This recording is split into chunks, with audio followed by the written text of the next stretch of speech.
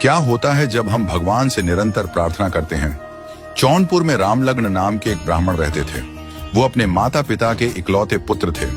उनके पिता सत्यनारायण जी काशी में पढ़े हुए एक विद्वान थे।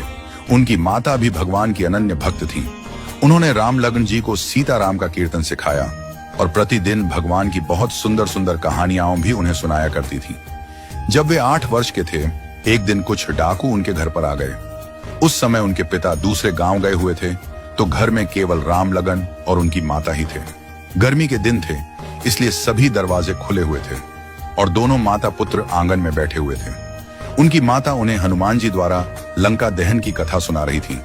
उसी समय अचानक 15 से 16 डाकू घर में घुस आए और उनके हाथों में शस्त्र थे। इतने सारे डाकुओं को देखकर उनकी माता डर गई, पर रामलगन ने कहा, माँ, आप क्यों डर रही हो?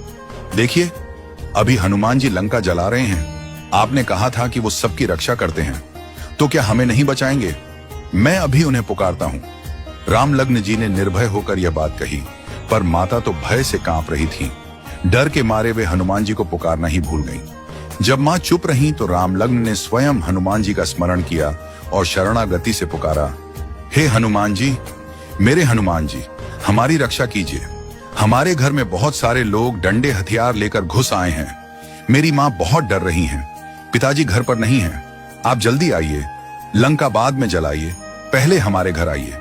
कुछ ही क्षणों में एक विशाल वानर दहाड़ते हुए घर में कूद गया। डाकू उस पर लाठी चलाने लगे, पर उसने 2-3 डाकुओं को पटक कर गिरा दिया।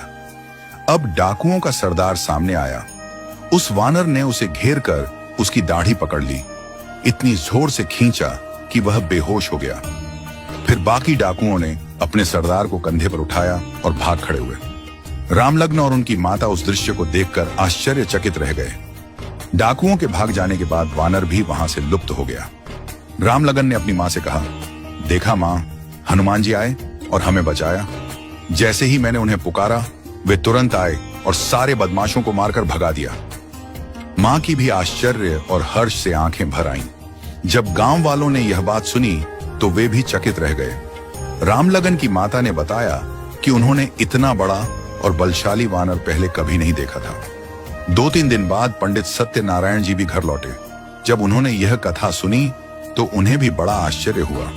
डाकुओं के चले जाने का आनंद तो था ही, पर सबसे बड़ा आनंद इस बात से था कि स्वयं हनुमान जी ने पधार कर घर को पवित्र किया और उनकी पत्नी तथा पुत्र की रक्षा की।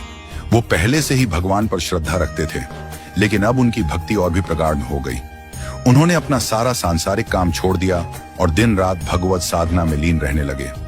हमें हमेशा श्रद्धा और भक्ति से भगवान को पुकारते रहना चाहिए। वे अवश्य आते हैं, कभी हनुमान बनकर, कभी किसी और रूप में।